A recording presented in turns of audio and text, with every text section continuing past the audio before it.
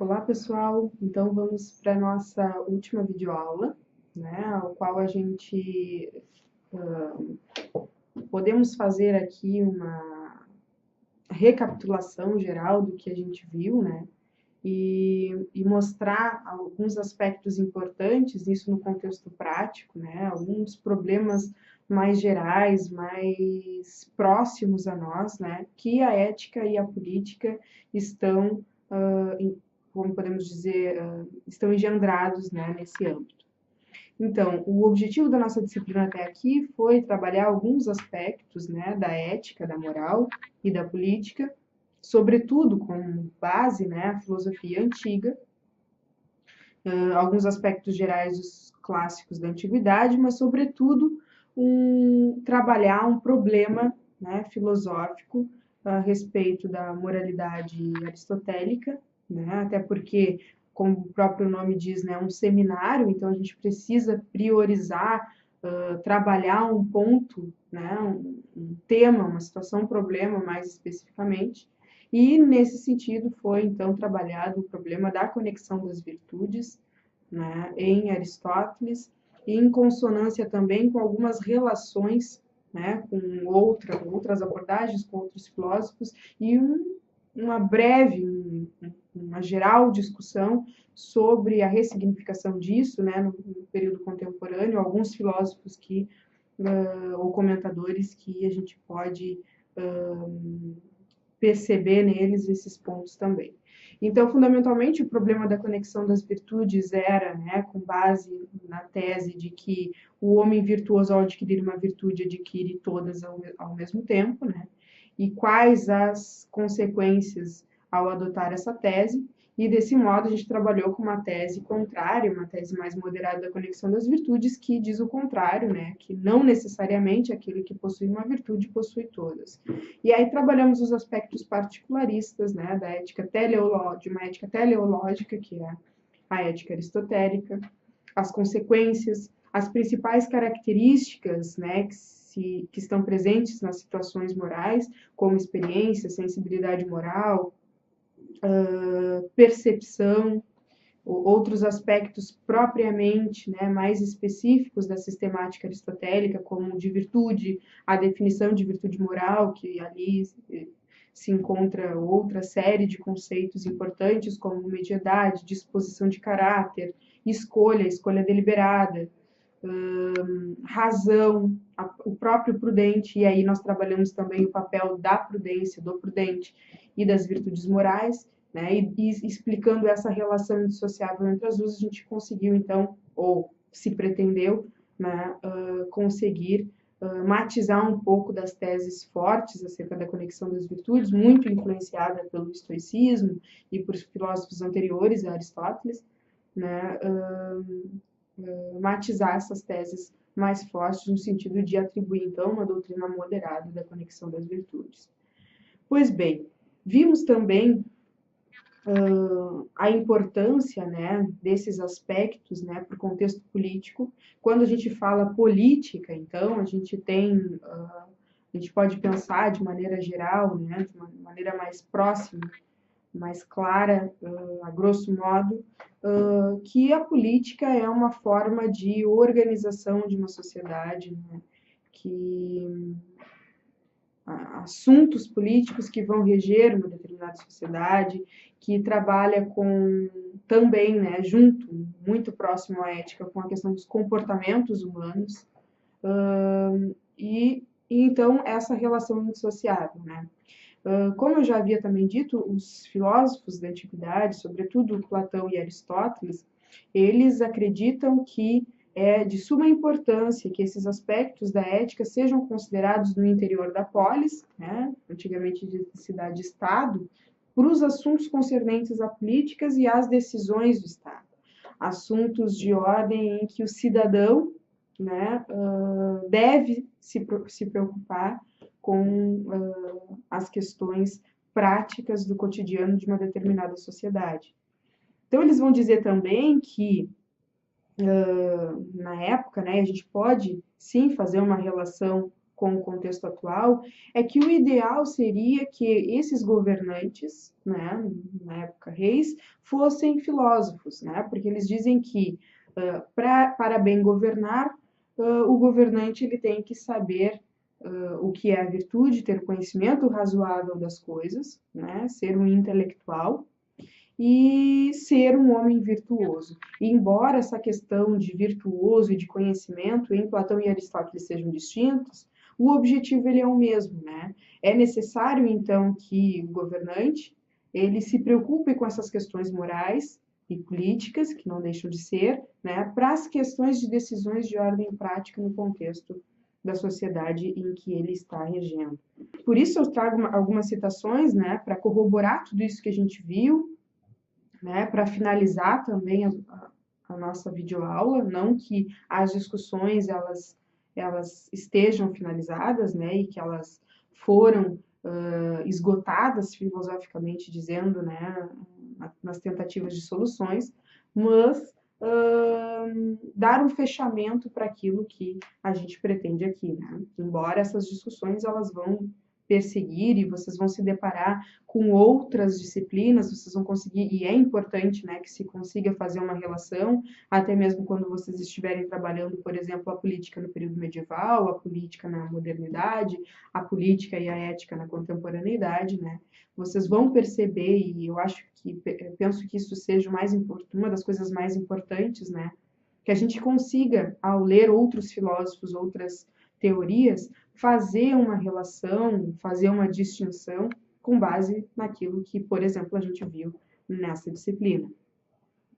Bem, então, nessa questão, para a gente ver e fechar essa relação, né, da ética e da política, eu trago para vocês uma passagem da República, né, de Platão, que ele diz o seguinte, cito, enquanto os filósofos não forem reis das cidades, ou aqueles que hoje denominamos reis e soberanos não forem verdadeiros e seriamente filósofos, enquanto o poder político e a filosofia não convergirem no mesmo indivíduo, não terão fim, meu caro Glauco, os males das cidades, nem conforme julgo os do gênero humano, e jamais a cidade que nós descrevemos será edificada. Então, fim de citação, né? É o que eu mencionava anteriormente, né? Que para a gente conquistar aquela cidade ideal, conquistar aqueles objetivos políticos aos quais muitas vezes teorizamos, é necessário que o indivíduo interiorize, né, no sentido nato da palavra, todos esses aspectos que a moralidade e que a política, no âmbito teórico, nos possibilitam pensar, que nos possibilitam compreender.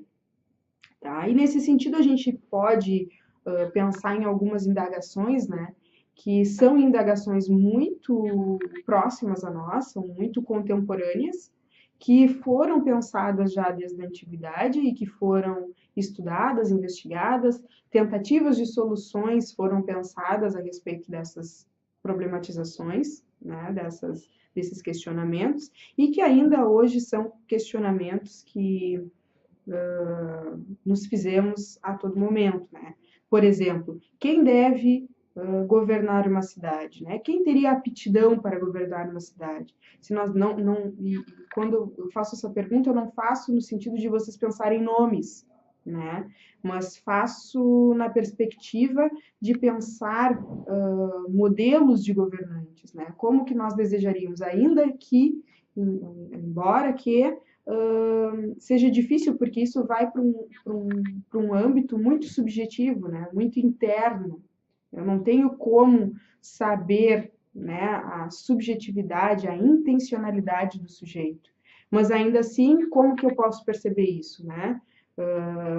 Nas práticas em que este governante, em que este indivíduo desenvolve as suas percepções, as suas escolhas, os seus pontos de vista, né?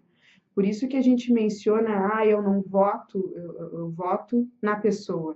Isso soa demasiadamente estranho, porque como que eu voto na pessoa se, né, um exemplo que nós escutamos muito o senso comum falar, né, como que eu voto na pessoa, né? De que modo eu conheço essa pessoa que eu estou votando? Como que eu infiro os aspectos subjetivos, né, intencionais desse sujeito?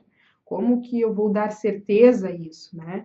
Então, na verdade, nós não votamos pela pessoa, porque a pessoa ela é muito difícil de nós conhecermos e termos certeza de que é uma pessoa que eu acredito ser boa, de caráter bom, né? A gente só vê o caráter, só vê a índole, se vocês quiserem um termo mais comum, por meio das práticas dessa pessoa, né? Por meio da análise, é como se essa percepção do agente do externo, né, tivesse que revelar essa demanda, né? Mais do que aspectos subjetivos, os aspectos externos. Isso eu digo do ponto de vista do observador, né? Porque do ponto de vista particular, eu, Karina, vou me indagar de um ponto de vista interno, subjetivo, né? Mas não pode, e ainda assim é muito difícil de conhecer totalmente a dimensão humana. Mas imaginemos agora, né, se fosse o contrário, uma outra pessoa querer, né, me conhecer ou conhecer e revelar as minhas intenções mais internas, mais subjetivas e dizer como elas são, né? A probabilidade de erro pode ser maior. Então, outros questionamentos, né, como também se a democracia é a forma de governo na qual o povo é soberano, não se corre o risco de haver falta de ciência política no exercício do poder? Isso é uma interrogativa também que a gente pode fazer. Claro que hoje, né, no contexto em que nós vivemos, não é conveniente, né, abrir mão da democracia. Mas eu trago esse questionamento porque no período antigo, né, a democracia, sobretudo por Aristóteles, ela não era considerada das melhores formas de governo, né? Ela não era considerada a melhor forma, porque democracia de povo revela aquele que não possui o conhecimento razoável para determinar as decisões políticas do Estado. A justiça expressa um desejo natural do ser humano ou os homens são justos somente por convenção social? Percebam que nessas indagações a gente tem a todo momento aspectos políticos e aspectos morais, né? A justiça ela é um termo muito utilizado no âmbito da,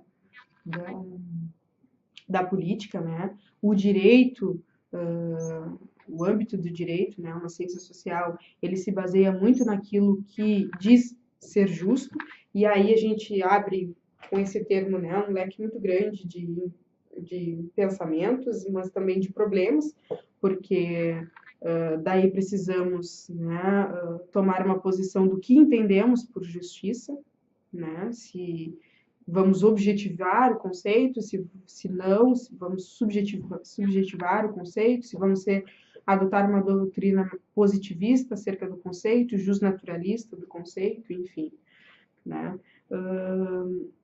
Mas são questões que revelam, então, a importância da discussão da ética e da política. Quando eu falo aqui do Conselho de Justiça, vou lembrar que numa das nossas videoaulas nós falávamos do mito e eu trouxe para vocês o mito do Anel de Giges, né, que basicamente, né, é um anel que permite ao indivíduo se tornar invisível, tá? Sem me delongar aqui com a história toda do mito, né? Mas ao permitir ao sujeito se tornar invisível, de que modo esse sujeito, então, ele agiria, né? Porque a gente atribui muito a figura do justo e a figura do injusto, né? Como se houvesse esses dois âmbitos e que esses dois âmbitos são facilmente identificados, né? Mas nós percebemos então que essa discussão ela vai além disso, né? Sobretudo no aspecto em que se eu me torno invisível, né? Eu continuo revelando as minhas ações por meio da minha intencionalidade, que ela, em sua raiz, ela é boa, ou então eu passo a praticar atos justos porque anteriormente eu não praticava por medo dos males maiores, né? Por medo de punições, já que agora eu estou invisível e isso não será não serei passível, né, das punições, então como que se dá ou como se dará as minhas ações frente à sociedade, perante aos outros, enfim. Né? Então, o homem, ele age realmente por atos justos, porque a sua intenção ela é justa, porque a sua disposição realmente é boa, ou ele age justamente por medo de punições e as consequências externas que podem ser ocasionadas em relação à situação que ele desempenhou, a ação que ele desempenhou. Né? São outras indagações também. As leis são sempre expressões da justiça? Podem existir leis injustas? E aí é algo que a gente, né, vem discutindo, sobretudo contemporaneamente, nos dias atuais, né, no contexto, por exemplo, brasileiro, né, dessas questões de que, com base, então, no que seja justiça, né, existem leis injustas, né, leis aqui denominadas como leis do direito, né, como leis as quais são regidas por um Estado e são manifestação de exigência, né, por parte dos cidadãos. Enfim, na relação indivíduo e comunidade, a verdade humana maior mostra a supremacia do individualismo ou a predominância da dimensão política do ser humano? Né? Aqui essa pergunta nos revela uma separação, né? Que pode ser que exista, então, uma supremacia do individualismo, aquilo que eu entendo, né? E por outro lado, uma dimensão política do ser humano, né? Exteriorizada, revelada nas suas ações, então, e a todo momento também sendo vista, né? Enfim, são alguns problemas, então, que a filosofia aristotélica, que a reinterpretação da filosofia aristotélica por filósofos contemporâneos permitem, né, pensar. Então, mais do que se tratar de um manual de como viver bem, né, penso que a ética e a política aristotélica são discursos sistemáticos que possibilitam, então, o homem pensar, né, enquanto constituição do seu caráter humano, né, pensar nas suas dimensões humanas e que essas dimensões humanas elas estão diretamente relacionadas com a conduta externa ao qual esse indivíduo vive e se planeja no interior de uma sociedade. E acredito que isso, ao a gente ler os conceitos, a sistemática do pensamento, né, desses filósofos, nos permite fazer algumas relações, até mesmo com experiências e práticas do nosso dia a dia, né, de problemas do nosso dia a dia. Eu encerro, então, com um pequeno texto, né, de 4 parágrafos, né, a respeito da virtude, tá? Eu acho que eu até disponibilizei algo semelhante, né, quando eu mencionei para vocês um texto do Marcondes, né, textos básicos de ética do Danilo Marcondes. E agora, então, eu encerro, né, a nossa videoaula e a nossa disciplina deste semestre, né, com esse texto, para a gente poder pensar um pouquinho, né, e refletir sobre aquilo que a gente discutiu ao longo desse semestre e aquilo que é passível ainda de discussões. Então, inicio, né? Virtude, etimologicamente, a palavra latina virtus se refere às qualidades que constituem o valor moral ou físico do homem. É uma habilidade que adquirimos à medida que temos o hábito de cultivar, com disciplina, empenho e determinação, os dons, as aptidões e as potencialidades que existem em nós. Dessa forma, a virtude é uma resultante, uma vez que ninguém nasce virtuoso. Sem o cultivo, os dons e as potencialidades com os quais nascemos morrerão sem amadurecer e frutificar. Historicamente, tanto a posição dos sofistas na Grécia Antiga, quanto a posição de Maquiavel no princípio da modernidade, caminham na direção de uma concepção em conformidade com a qual a pessoa virtuosa é aquela que consegue fazer da circunstância a sua oportunidade. Nesse sentido, virtude tem direta relação com a habilidade de adaptar-se ao contexto e dele se servir, visando a realização dos objetivos estabelecidos. Assim, virtude é habilidade adquirida. Especificamente, considerando o pensamento socrático-platônico e aristotélico, a virtude consistirá no governo da razão sobre os impulsos às paixões cegas, o que requer muito esforço. Em decorrência desse esforço, consistirá numa disposição de caráter que cria em nós uma inclinação para o que há de melhor, sendo que o melhor e mais perfeito é o viver em conformidade com as orientações da razão. Nessa dinâmica, há virtudes éticas e dianoéticas, práticas e teóricas, exemplificadas na prudência e na sapiência. Fortalecendo essa tendência de pensamento, Immanuel Kant, na crise da modernidade, definirá a virtude como a força da vontade moral de um homem na realização de seu dever, a força das máximas, dos princípios morais, na realização do dever de todo ser humano guiado pela razão.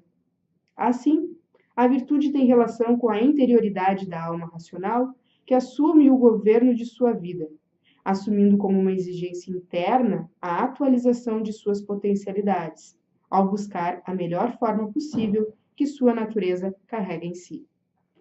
Fim de citação.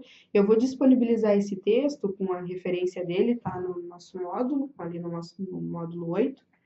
Mas fica, então, o fechamento de pensar que, né, apesar da perspectiva da disciplina ter sido, né, mais focada na ética e na política aristotélica, que muitos aspectos, né, sobrevieram depois a pensamentos contemporâneos, né, medieval, modernos, contemporâneos, Maquiavel, Kant, citado aqui neste pequeno trecho, né, e que ainda podem ser pensados, mas que há o convite, há a sugestão de que, e penso que seja importante no momento atual, que nós tentemos dialogar e pensar esses aspectos de maneira filosófica, né? De maneira filosófica, demandando, então, todo o intelectualismo possível, todo o respeito possível e toda a fidelidade possível, né, aos textos e aquilo que